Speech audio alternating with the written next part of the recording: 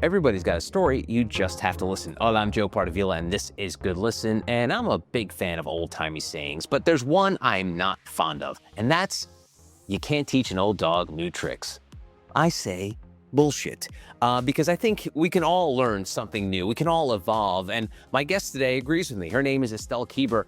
Estelle is a social media influencer slash entrepreneur who runs a marketing company in the UK called Immortal Monkey. And at the age of 40, she had a bucket list. She decided she wanted to go to a nude beach for the first time in her life. Well, we're going to get into what inspired that decision, how it's changed her, and what's next. Estelle Keeber, welcome to the show. How are you? I am good. Thank you so much for inviting me on. Oh, you're very welcome. So, Estelle, I have to start here because, you've been chugging along. You're creeping towards middle life. You've got a successful career as an entrepreneur, helping people with social media. And then all of a sudden, you go viral thanks to a Daily Mail piece headlined, "I'm a normal mother in my 40s, but I found nudist hobby that changed my life." Wow. Quite the headline there, Estelle. First, before we get into the headlines of it, what was the inspiration to get into this lifestyle? Because I always feel like the cliche of like old dogs, new tricks is bullshit. I think we could always evolve. I don't think we can change, but we can evolve and become. One of the things I often say is like we're all iPhones. We can all update our software and improve ourselves. So where did this idea of being introduced in this lifestyle and I don't want to say late in life, but later in life than you would for most people? I think for me, I have always been very open-minded. And like you say, one of those people in life that are eager to grow and gain new experiences. So I stumbled upon a nudist beach, but at this point, I was on holiday with my children. So being a single parent, I tend to take them away on my own. So we're casually walking down this beach and we come across a huge rock. So obviously my boys being boys, gone racing up the rock and their faces were just like a picture. And I was like, what's going on? And as I got closer, I could obviously see that all the people, the other side of the rock, were naked. Now, my boys were young at the time, probably, I don't know, maybe 8 and 10.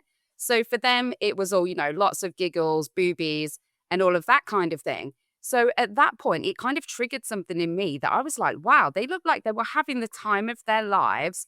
And I was very intrigued. So I think that was where the seed was planted for me.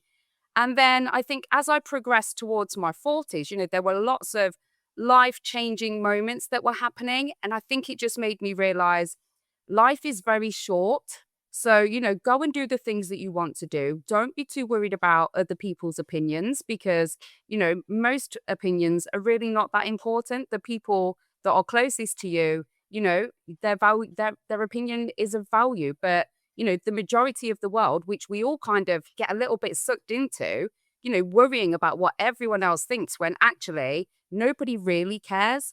And so I got to that point where I was just like, you know what? It's been there in the back of my mind for so long. And I was approaching 40. I had a list that was called the F It, I'm 40 list. And there were a whole heap of things on there that I thought, if I didn't get another birthday, what would I want to do this year?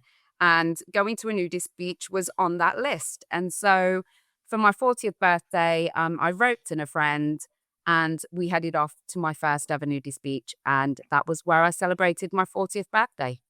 Awesome. All right. Well, I need to ask this because you use the phrase stumbled into a nudist beach. Here in the States, they're pretty well segregated. I mean, they've got giant signs. There's all sorts of like orange cones and such. How do you stumble upon one? Where were you and how did this happen? Okay, so it's a lot more relaxed in Spain. Here in the UK, they have a very similar sort of outlook. If you are, going anywhere where there's going to be any naked people, there are signs to let you know this. However, in Spain, it's a lot more relaxed, a lot more, a lot of European countries are a lot more relaxed. And so there weren't signs anywhere that said, this is a nudist beach or, you know, clothing optional. There was absolutely nothing apart from a rock that kind of segregated one beach from another. Wow, it's gotta be a pretty big rock. All right, you talked about the changes that was going on in your life, and in the Daily Mail article, you mentioned that you had a dear person in your life pass away, and you went through a breakup. One of the questions I often ask on this podcast is the sliding doors one, Estelle. If you take away that thing, would this happen? So if you didn't have this tragic passing and this breakup, do you think you would have been, maybe it would have been one of those things where that effortless is when I'm 50? Do you think those moments in your life impacted you to sort of like speed things up where you might have probably waited it if they didn't happen that way? Yes, for sure. I am a firm believer in everything happens when it should happen. And exactly like you've just said, I don't think if I'd have had those pivotal moments in my life, I don't think I would have got to the point of actually realizing life is very short, to take the opportunities to, embrace every day. We're given so many amazing experiences that we're just rushing through life. We want the next thing, we're going for the next goal, and we don't ever take the time, to stop and think, actually, what is happening now? What we have right now, the present, it's a gift. So if I hadn't had that bit of a wake up call, maybe I would have just, carried on for another 10 years until I got to 50 and maybe started making some decisions then. Wow. You talked about dragging a friend along, and you're such a typical woman. You got to drag your BFF along with you on this adventure. How did that go? Because were they at that point in their life where they were open to it? Maybe it was something that you guys had joked about in the past. Because I always love this dynamic of like the girlfriend ride or die. Like they'll do anything with you up to a certain point. Obviously, breaking the law and such. But like, why did you think this friend was the right person to go on this adventure with? I am really lucky to be blessed with a group of friends that are also very open minded. And even if they are not as open minded as I am, they are very supportive in what I do. So I was quite lucky that I knew the friend that I was going to ask was quite open minded and would probably be up for an adventure as well. However, we were both nervous before we got there, as much as we were ready to embrace it. I think anybody that is experiencing anything for the first time is always going to be nervous. But I think it's that point, when we push ourselves out of that comfort zone, that amazing things start to happen. And that is exactly what did happen. Wow, that's cool. All right, so describe how this works. So take me. I want you to go into the nitty gritty. Like, take me into like the beach you decide to go to, where you go to, what the run of show is, for lack of a better term, like how it all works. So first, let's start with the location. Why did you choose the location to take you and your friend to go to?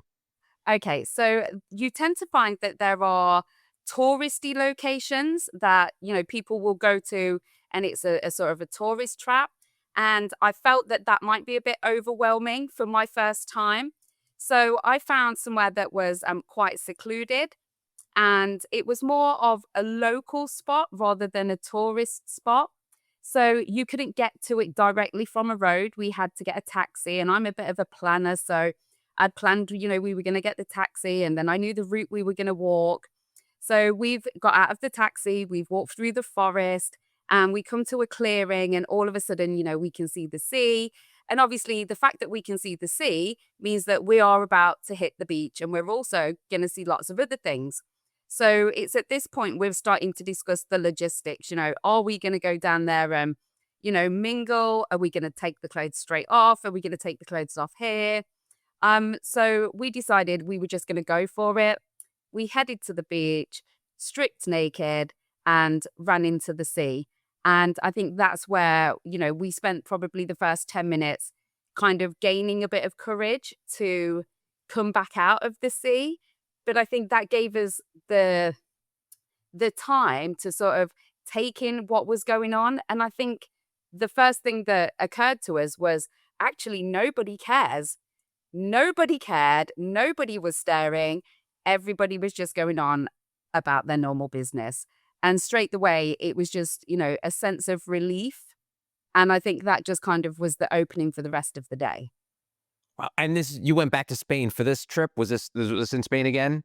Yes, I've been to many different beaches in the last 3 years. So anytime I head away now, I always try and make sure that I do a bit of research and that I know where the nearest nudist beaches are. So yeah, I'm a bit of a planner.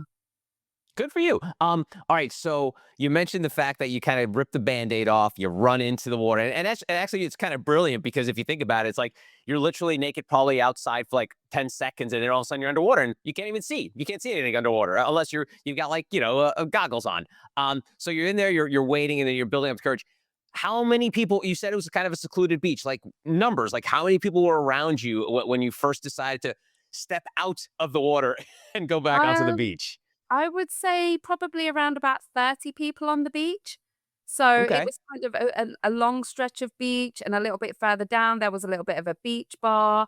But there was, it was quite a big beach. So there were lots of people, but it was, everybody had their bit of space. Oh, good, good, good. You mentioned the kids. Have they been on it? Because I think this is always one of those uncomfortable, comfortable situations that you have to have if especially if a family is a full blown, nudist or naturist family, whether it's like, is everybody good being on this? Have you had those conversations yet with the kids, and have they joined you? I most definitely have had these conversations with the boys. We are very open. We have a very good line of communication. That's one thing that I am, incredibly proud of as a parent, and proud of the fact that my boys have good communication skills. So they're now 16 and 14. They haven't been raised in a nudist family. And so for them, living a clothed life is perfectly normal. And anything outside of that is a little bit challenging. However, they are fully supportive of me and my lifestyle choices. They understand the health benefits. They understand why I talk about it and how that links into my job and my career and, supporting the next generation and mental health and all of those things. So, although they don't choose to live that lifestyle themselves, the fact that we have very open conversations about it, I think means that regardless of what they choose in later life, they're going to be much more open minded to people that have alternative lifestyles or to, people in general, because everybody is different. We need to live in a more accepting world. And so, even if they just take that from it and don't decide to become nudists themselves, then that's one thing that I'm glad that they are taking from it. But, I'm their mum and, they're 14 and 16. I don't think there's many other, teenagers that have not been raised in a nudist family that would say they want to see their parents naked. To be honest, actually, I've taken my aunt to a nudist spa, but would I want to see my dad naked? That's a question like, I have to battle with a little bit because I'm just like, well, actually, bodies are just bodies. That is what I'm all about. But, I'm just so programmed, I guess, like society, to think, actually, I don't want to see my dad naked. But aside from that, I'm happy to see anybody else's dad naked, as weird as that sounds. Good for you. It is. I mean, I guess the timing worked out for you, but I guess for your children, being teenagers, they think what all their parents do is gross, like the way they eat, the way they walk and talk. So I can't even imagine the idea of introducing this as teenagers when we're just completely grossed out by our parents anyway. So maybe in a couple of years they may say, "Hey, mom, next time you go, I'm going to tag along." But right now, it's probably just like, "Yeah, ma, you do you do you." So earlier this season, I had a couple on that made adult content together, and um, they had, they had an open relationship and enjoyed it, and they wanted to, share online what they were doing, and they had children and thriving careers, but their kids got doxxed. Like these animals online found who their kids were, reached out and sent them messages to tell their parents what their parents were doing, which is just like completely out of line, obviously. But the only reason I'm bringing this up and tying into you, not again, obviously, complete different things, but it's in that adult space. How, as a parent, do you think about like, oh boy, now that done this, and you're in the Daily Mail, which is quite a well-read publication, do you worry about the sort of ripple or butterfly effects to the kids, and what kind of messages they may get down the line? And again, they are their own adults. They're basically adults now, but like, what kind of conversations have you had to them to prepare for like, hey, you know what, mom does this. It makes her really happy. And I love talking about it. It's not like you're being secretive about it. What are those conversations like about like preparing them for the shit that they might get? Do you know what? This is a brilliant question because the Daily Mail article I did not actually give permission for that to be published, which is very interesting. I know you did not know this. No. I did do an interview with a publication that I had full control over. And going back to this question that you've just asked about my children, I'm very mindful about where I share my content and what I share, because there are certain places that, can take and misconstrue certain things. So, we all have a digital footprint. And the article that you actually read, that was actually an article that where I was subjected to over 300 comments that were absolutely disgusting, objectifying me, commenting on the way that I look, commenting on my parenting. And the upsetting thing about this is, I'm very mindful. I love the fact that I have this platform. I've created this platform over 10 years of hard work. And the fact that I can use it for positive, amazing things is one of the brilliant things about social media. But also, this is why I work in schools, to warn people there are pros and cons to this. So, an article that I had given permission for to Fabulous, which is a part of The Sun, they do not have the comments on. So, it is purely about the article. It's purely about raising awareness, not only of the nudity side of things, but also what I was doing as part of my career. So, it's about being mindful. And it was at that point, a week after the original article went out, that I realized the Daily Mail had ripped off my article. I then had to have conversations with my children, not about what I'd done, but about the horrible people that are in the world that feel that it's okay to sit behind a keyboard and judge other people. That was what upset me. It doesn't upset me that, people will have an opinion. It's when they, are able to express that and cause so much distress to people knowingly. And I think the media and the press, they play into this a lot. And I think we all know that there are pros and cons to the media itself. We all have a message. If you work within this industry, you want to use the press and media to put out your message. But we also know that you need to, keep a tight control on these things. And I think for me, it just kind of showed, even as much as I'm in this industry and I'm aware and I work within social media, things can still happen. So I took a lesson from this and used that as a positive to sort of explain to my kids that there are going to be people out there and this is how we're going to deal with that situation. Oh, that's great. Yeah. I mean, obviously the comment sections anywhere is just like the vile and scum of the internet, like the Star Wars line.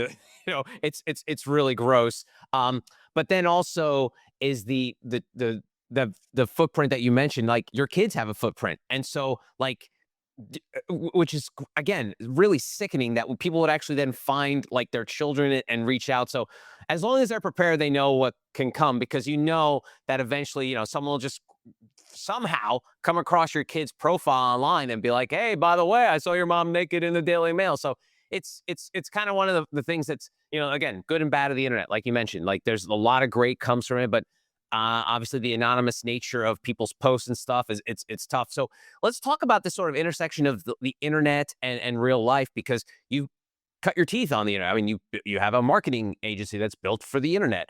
Talk about navigating it. The fact that we all need to do it. I have clients that who start working with me, and I consult with them on podcasts, and and they don't even have like a LinkedIn page. And I'm like, hey, if you don't have a LinkedIn page, you might as well be a ghost. You might as well not even exist.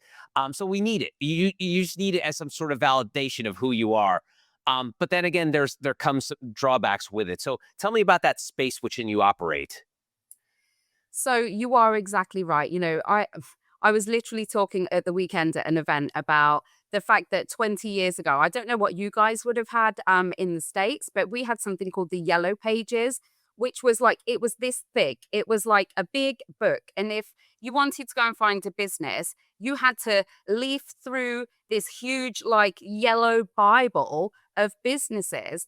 And we don't have to do that now. And I think that's one of the amazing things about social media marketing is that everybody has the opportunity to do it, regardless of, what sort of budget you have. If you are a brand new startup or, you have a bit of a side hustle, it's the perfect way for you to be able to put a message out there. So I think everybody should be taking up the opportunity of using social media. And like you say, there's different platforms for different things. My thing is Instagram, but each one has its own uses for sure. And yes, I have a little bit of a presence all over the place. And like you say, that's just to kind of reinforce my reputation. So that if somebody goes from, my Instagram account, I tend to find, my more corporate clients come through LinkedIn. There's that little bit of a crossover where, LinkedIn is very professional and I talk a lot about work, but people get a vibe from me. They can maybe find me on LinkedIn looking for a speaker.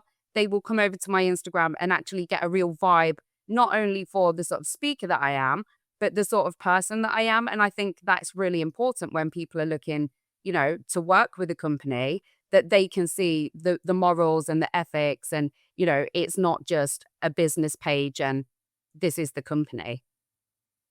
Yeah, let's talk about the A word, algorithm, because I'm sure that's the one thing that probably comes up all the time when you're having conversations. Like, how do you game this algorithm? And no one will ever know. It's very mysterious. I mean, there's a multi-billion-dollar battle going on between TikTok and the states right now about the algorithm. But tell me about how you help clients navigate through that, because as you know, people can put all the content they want on the world. Doesn't mean anyone's going to like it or see it.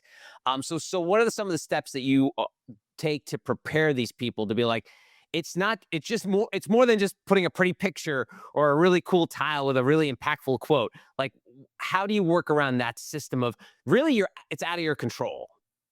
Okay, so there are certain things that you can be doing, especially on Instagram. So the algorithm is going to be changing all the time. And just when you think, you're getting a grip of things, something will change again and, you have to start again. So there are certain foundations, that you can make sure are in place to make sure that you are being found and, being discovered. Keywords in your bio, making sure that the first line, so a lot of people don't know this, but where it asks for your name, rather than putting your name, put words that your ideal clients are going to be searching, because when they search for those words, your account is then going to come up. So it's about doing, things like that, optimizing the basics and the foundations, making sure your bio stands out and says exactly what it needs to say so that when people come to your account, it's very, transparent whether or not, are you what they're looking for? If not, they can go somewhere else. Making sure you've got your link in bio, giving a call to action. If you want people on the website, make sure you're telling them that. So there are some sort of fundamentals that I would say that are important when, you're starting a business on Instagram or even just starting an account for, yourself personally.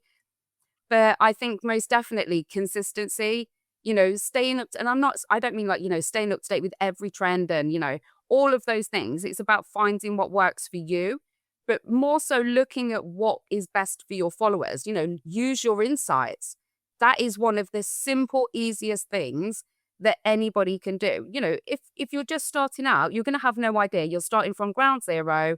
You're going to just try certain things.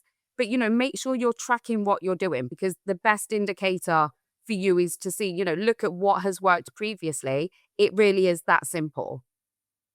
Wow. And in terms of no-nos, when obviously when clients walk in the door, they're there for a reason, because either it's not working for them or they're just getting started. What are some of the things that you're seeing with these folks that you're in your meeting for the first time, what they're doing on Instagram? What are some of the common mistakes you see people make? You mentioned the fact that they're not using their real estate, which is a great pointer. But like, what are some mistakes that people are doing that can be automatically corrected? Consistency. So a lot of people, they will have an initial session with me, go off, they're filled with amazing ideas and they're excited. And for the next 2 weeks, all you're seeing is stuff on their Instagram. And then life happens again and they've not prepared or planned for what's going to happen. So again, the simplest thing at the beginning of the month, look at what you want to share with people. It's good to have some sort of plan. As a business, you're going to have some sort of business plan about what you're going to be promoting at certain times.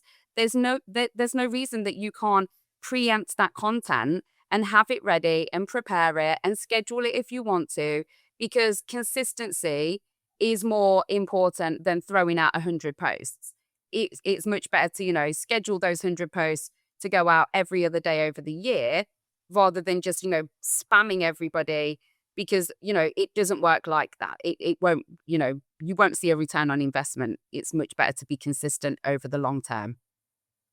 And you are known as the Insta Queen. And I'm curious, of all these social media platforms, why was Instagram the one you felt like you were able to really sort of, unlock the way to success on IG? Instagram found me. So when I started my first company, I was connecting other women, helping them to build their business. And I was sharing my journey online, talking about how I was using Instagram. And all of a sudden, I realized there were lots of people, coming back to me saying, "Oh, I tried what you did and I've seen these results." And I didn't realize back then, but I had a bit of a gift for teaching. I didn't realize how simple that I could make things for people. I just thought it was something that I was, just doing. And so it happened over time. And rather than, you know, being, somebody that generalizes in business, I can help people in all aspects of business. I grew, a £1 million business purely on social media with no investment. So I can talk about lots of things, but it just seemed that people were really, really interested in Instagram because they saw that it was a brilliant platform to use. And there were so many things that, it was some things get a little bit stagnant. And I think Instagram is constantly updating, it's changing, it's giving business owners more and more opportunities all the time to reach their audience. And so I think that was probably why people liked Instagram. And so it kind of, I just kind of fell into it, I guess. And now it's been sort of 10 years. I've seen a lot of changes. There have never been more changes than what are going on over the last few months. And it's really exciting because there's so many more changes to come as well. So as long as there's continuous changes, I'm going to be in a job. I'm going to have something to talk about. So yeah, I'm excited about that. You talk about ways people can make their life easier when it comes to using IG for marketing. How about AI? What's your take on using it for social media content? And one of the things the word I always like to use is Instagram. I mean, AI is a writing partner. It's helps you with your first draft, all these things. But then obviously there's that fine line of plagiarism, or also like not it doesn't speak in your voice. It has its own voice. It's unless you develop your own LLM, it's not gonna sound like you. So what kind of advice do you give for folks when it comes to building their online presence with AI as a tool to kind of make things easier for them? I think that's exactly what it's about. It's about making it easier, but nobody is ever going to be you. So I absolutely love AI. If I can save myself some time in doing anything, then that is going to be something that is, it's going to be a positive for me. But like you've just said, there is nothing that can replace the person. So yes, I schedule lots of my content out. I know what my blogs are going to be for the year because these are going to be things that people are consistently going to want to learn about. So I have my blogs planned, I have posts that are linked to the blogs planned, but in between that, I have my personal posts and I make sure that I have time. So we do have that consistency.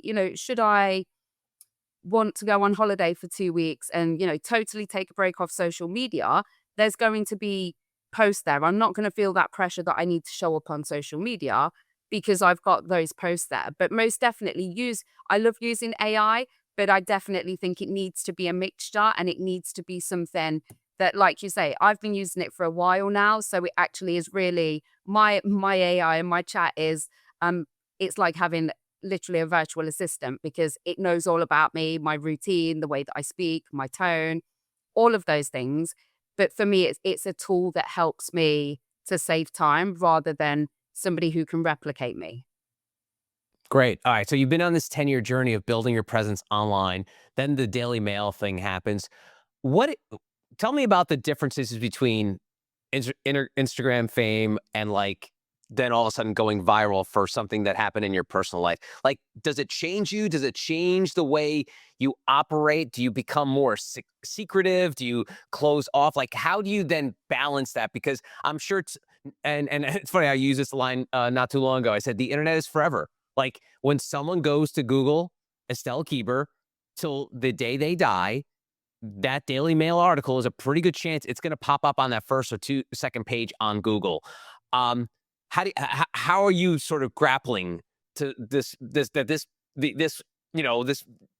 kind of conversion you went through is now public and that people will be able to keep track of it or consume it forever? I actually, until you've just said it like that, I didn't actually realize it's gone viral. So I've done quite a few bits of press in the space of the last year since, discovering nudity and sharing my journey, but it's all been very much under my control.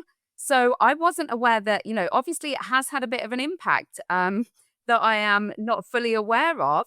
But there's been lots of articles. I was quite surprised. I did something for, I think, Take a Break at Christmas talking about my naked Christmas. And somebody sent me a link a few days ago that it had hit Poland and Iceland, which blew my mind. And obviously, we're nearly in March now, and I've only just become aware that this article from Christmas has now, gone out into the internet and people are finding it in Iceland, which is absolutely mind blowing. But I think, like you've just said, I hope that by talking about what we've talked about and, the fact that the press can take things and there's going to be a digital footprint forever, I'm sad that I've had to go through that experience. It doesn't surprise me, and I know it probably won't be the last time. For me, I will be holding the journalist and the Daily Mail accountable for taking the story when it wasn't given to them. And for me, I think it's more a case of, educating people. This is what can happen. If you put things out there publicly, this can happen. So, be mindful about your digital footprint. Even if the Daily Mail article gets removed, like, I talk about this in schools all the time, sending images. These days, we didn't have phones back in our day. So, we were all teenagers. We were all out doing things we didn't want our parents to know about.